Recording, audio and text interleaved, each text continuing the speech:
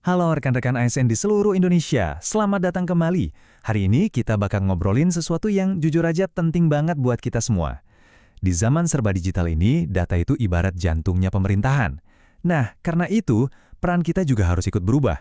Yuk kita bedah bareng-bareng apa sih mandat digital kita yang baru, gimana caranya kita melindungi data warga, sekaligus menjaga aset negara yang paling berharga, yaitu kepercayaan dari masyarakat. Oke, kita mulai dari pertanyaan yang paling mendasar ini ya. Tugas utama kita sebagai ASN kan dari dulu sampai kapanpun sama, melayani publik. Itu harga mati. Tapi, lapangan bermain kita udah beda banget. Kalau dulu loket pelayanan itu fisik, sekarang loketnya ada di genggaman tangan, di ponsel. Pertanyaannya, gimana kita bisa jamin esensi dari pelayanan, rasa aman dan percaya itu tetap ada? Nah, ini dia tantangan sekaligus peluang besar kita bersama. Untuk menjawab tantangan tadi, ini dia peta jalan kita. Pertama, kita pahami dulu apa itu mandat digital kita. Terus, kita masuk ke fondasi teknisnya, yaitu privasi sejak dalam desain. Dan lanjut ke teknik penting seperti anonimisasi data. Nggak lupa, kita juga akan bahas soal izin dari warga dan etika saat pakai AI. Kita juga akan sentuh sedikit isu global soal transfer data, dan kita tutup dengan peran kita yang paling puncak, sebagai penjaga kepercayaan. Yuk kita mulai. Oke, kita masuk ke bagian pertama, mandat digital ASN. Rekan-rekan, ini bukan sekedar pembaruan job desk loh, ini adalah pergeseran cara pandang. Di era digital, kita tuh bukan lagi cuma administrator atau pelayan di loket. Kita sekarang adalah penjaga gerbang data pribadi milik jutaan warga Indonesia. Ini tanggung jawab yang luar biasa besar loh.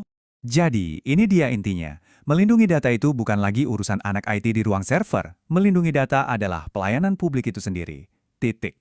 Setiap kali kita ikut merancang aplikasi layanan kependudukan, mengelola database kesehatan, atau bikin portal online, pertanyaan nomor satu di kepala kita harusnya, data warga aman gak ya? Kenapa? Karena tanpa keamanan, gak akan ada kepercayaan. Dan tanpa kepercayaan, semua layanan digital kita bakal percuma. Terus, gimana cara praktisnya? Nah, kita mulai dari pilar pertama yang jadi fondasi segalanya, konsep privasi sejak dalam desain atau privacy by design.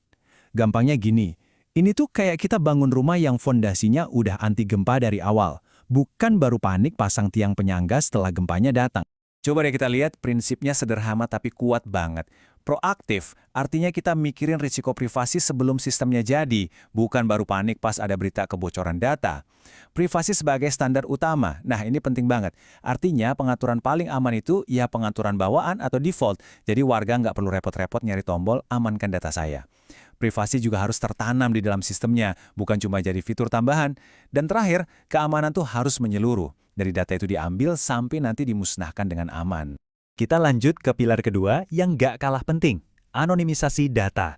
Gini, sebagai pemerintah kita kan butuh data ya buat bikin kebijakan yang cerdas dan tepat sasaran. Tapi untuk lihat tren kesehatan misalnya, kita nggak perlu tahu nama atau alamat spesifik setiap orang kan? Nah, disinilah teknik anonimisasi jadi jagoan kita. Coba lihat bedanya, jelas banget kan? Di kiri, ini data yang super sensitif, bisa langsung nunjuk ke satu orang. Nah, di kanan, data yang sama udah kita samarkan. NIK dan nama jadi ID acak, alamat lengkap jadi nama kecamatan, tanggal lahir jadi rentang usia. Datanya masih berguna banget buat analisis statistik, misalnya untuk lihat sebaran usia di satu wilayah. Tapi identitas Pak Budi Santoso tetap aman dan terlindungi. Ini namanya win-win solution. Sekarang kita masuk ke pilar ketiga. Ini adalah titik di mana teknologi kita bersentuhan langsung dengan warga. Topiknya adalah tentang mengelola izin atau konsen dan soal etika penggunaan kecerdasan buatan atau AI. Intinya cuma dua, transparansi dan keadilan. Jadi, setiap kali kita minta data dari warga, izin yang kita dapat harus memenuhi 4 syarat ini. Permintaannya harus jelas dan spesifik. Data ini mau dipakai buat apa? Pakai bahasa manusia, jangan bahasa hukum yang jelimet. Persetujuannya juga harus aktif, artinya warga harus sadar mencentang kotak persetujuan, bukan kotaknya udah tercentang otomatis. Mereka juga harus bisa menarik kembali izinnya dengan gampang kapanpun mereka mau. Dan yang paling penting, semua izin ini wajib kita dokumentasikan. Ini bukti kita akuntabel. Nah, soal etika AI, ada satu risiko besar yang harus kita waspadai betul, bias algoritmik.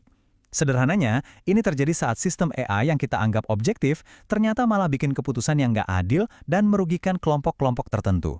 Coba bayangkan dampaknya. Sistem AI salah menentukan siapa yang layak dapat bantuan sosial hanya karena data yang kita suapkan ke dia dari awal memang sudah bias. Ini bukan lagi sekedar error teknis loh, ini adalah ketidakadilan yang diciptakan oleh teknologi. Oke, selanjutnya kita bahas area yang makin sering kita hadapi di dunia yang serba terhubung ini, transfer data lintas negara. Mungkin instansi kita kerjasama dengan perusahaan teknologi global atau dengan pemerintah negara lain. Nah, kita harus tahu aturan mainnya, biar data warga kita tetap aman dimanapun data itu berada. Tabel ini sebenarnya menyederhanakan aturan yang rumit jadi 3 jalur utama. Jalur pertama, kecukupan perlindungan. Cek dulu negara tujuannya punya standar perlindungan data sekuat kita nggak? Kalau iya, aman. Kalau enggak, kita pakai jalur kedua, jaminan yang sesuai. Misalnya kita bikin kontrak hukum yang mengikat si penerima data. Nah, jalur terakhir, biasanya ini jadi pilihan pamungkas, adalah kita minta izin langsung ke setiap warga untuk ngirim data mereka ke luar negeri. Akhirnya kita sampai di bagian penutup, di mana semua pilar teknis yang tadi kita bahas itu mengerucut jadi satu hal, sebuah komitmen. Ini bukan lagi soal teknologi, tapi soal integritas kita, soal esensi dari tugas kita sebagai abdi negara. Yuk kita coba renungkan kalimat ini bareng-bareng. Peran kita itu jauh lebih besar dari sekedar operator data. Setiap keputusan yang kita ambil saat merancang layanan digital, setiap aturan privasi yang kita tulis, itu ibarat batu bata yang sedang kita susun untuk membangun fondasi kepercayaan publik di era digital. Kitalah arsiteknya. Dan inilah kesimpulan utamanya. Di zaman digital ini, aset terbesar negara kita itu bukan gedung pemerintahan yang megah atau data center yang canggih. Bukan. Aset terbesar kita adalah kepercayaan publik. Tanpa itu, semua teknologi hebat yang kita punya jadi nggak ada artinya. Tugas kita, mandat kita adalah membangun dan menjaga aset yang tak ternilai ini. Pertanyaannya sekarang untuk kita semua, siapkah kita memikul tanggung jawab sebagai arsitek kepercayaan itu?